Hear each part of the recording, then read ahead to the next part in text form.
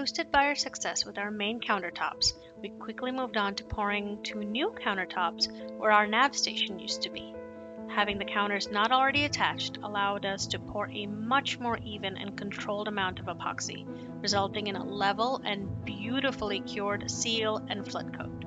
We even played around with a slightly stronger tinge of blue in our grays to give these a little bit more of a pop, because they'd be in a corner of the galley that got a little less light than the main countertop usually does. It's amazing how a little bit of experience elevates the second trial. We were super stoked with these 2. I got down to this part and I can see that what looks like a drip right here is actually fully solid, and this line itself is cured epoxy. But it scared me for a minute that everything was still not dry.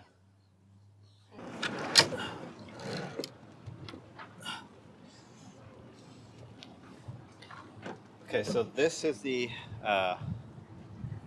platform that the freezer is going to sit on top of. This is the thing that connects to the ground that holds the drawer slides. So now we've got to attach the platform to the rails. So when it slides in, this lives on top of that, and it slides out, and the freezer would be on the underside of this. It'll all make sense once we screw it all together. The question is, how do we do this correctly? And no boat project is complete without a complication of the boat project. And I don't know if you can tell, there's my Dave screwing things and stuff. And if you see the flag, oh, right there, the flag, that is how windy it is right now. And we're on a floating dock, which means we are moving like this while he is trying to do precision work in order to set up our rail system. Good luck, Dave. Does that look straight to you? That looks straight to me. Handle on the rail, so when this is locked in, you cannot pull it out until you press this guy. And then the freezer should be on top of that. It comes out to there. And then it stays in place. Oh, actually, it doesn't stay in place, but that's fine. You do it to here, it's locked to get back in, and locked up again. Okay, let's see, after all the additional countertop work, this still fits.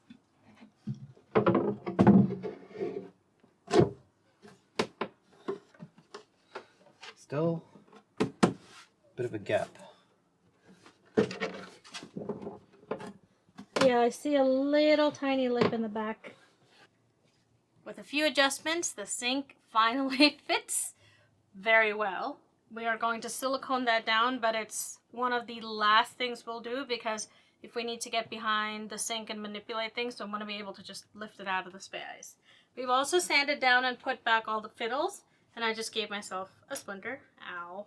I was going to say we need to sand everything down because it's got sharp edges, but apparently my body's reminding me itself.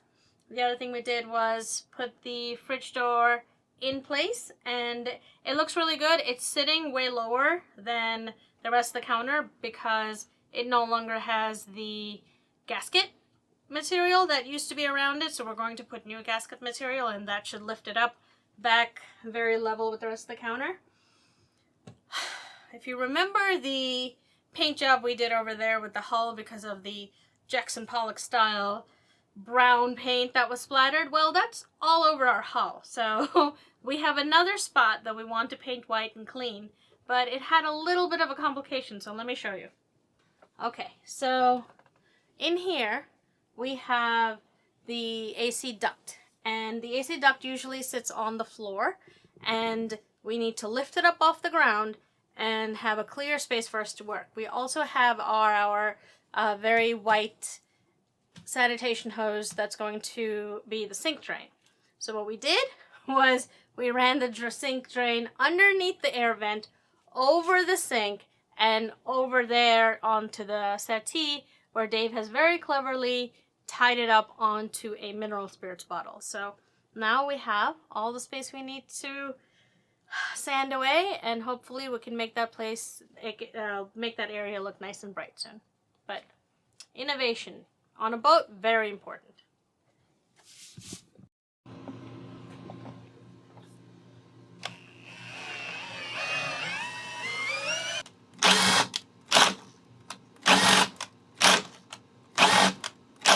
This drill is not strong enough to go through that in one shot, so we had to keep going over and over again.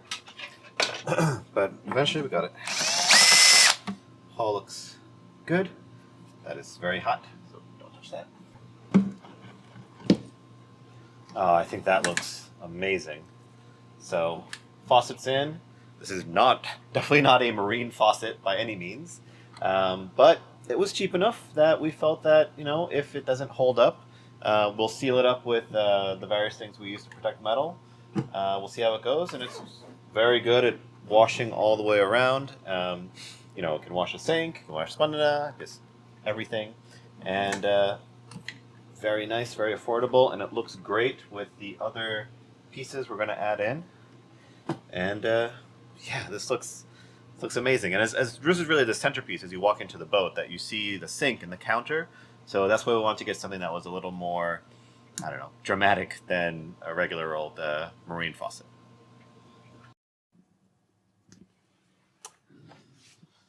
Hold on. Okay. They always say to read the manual first, and this is a great reason why. We felt so close to getting this project done. We had the drill in just to get this small hole here cut out, and we turned and we heard a loud cracking noise, and now there is a crack running from here all the way down into the sink, which means our sink will no longer hold water, which is kind of what you want a sink for. So we broke our sink. So unfortunately, I don't think we continue with this one. We were talking about whether we could epoxy it or, fill that hole with black epoxy. We have the pigment for it, but it's always going to look like that. And there's a risk that it'll, in the future, continue to crack. And then we might be out on the ocean, especially with kind of the way boats flex, with a broken sink. So the right way to do this is with a hole punch and a file or a Dremel, which is what the manual says that we checked after we made this mistake. So we're going to go pick up a replacement sink. Expensive mistake, but at least we have a easy alternative here since we're on land. Well, we felt very bad for a little bit of time. Decided, let's suck it up. Let's go buy a new sink, because fixing this one might make it functional, but we've put in so much work into making this place look nice that buying a new sink is not the worst thing in the world. Our friend actually said sometimes the best tool for the job is a credit card.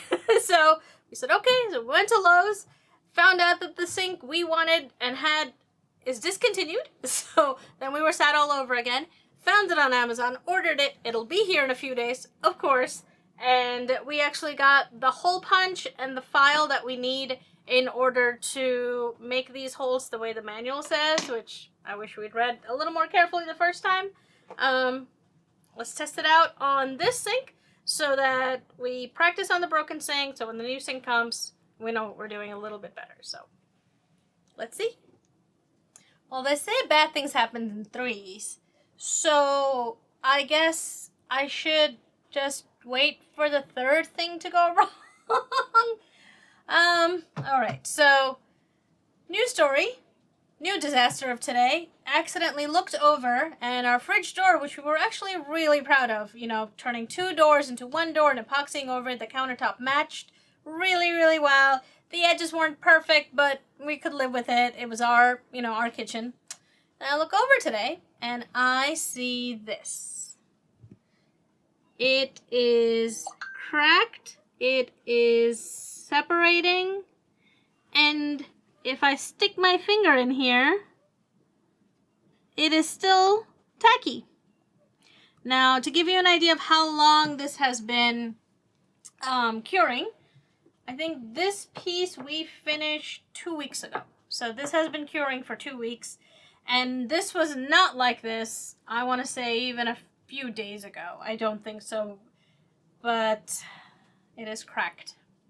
Nothing else is. And our guess, if we had to guess, is what happened was we had so much of the countertop to pour that we didn't make it in one batch of epoxy, the flood coat.